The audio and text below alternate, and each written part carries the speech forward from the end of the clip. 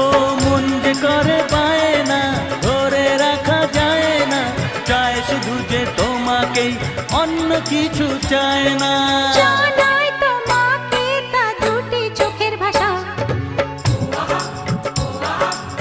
এই তো ভালোবাসা।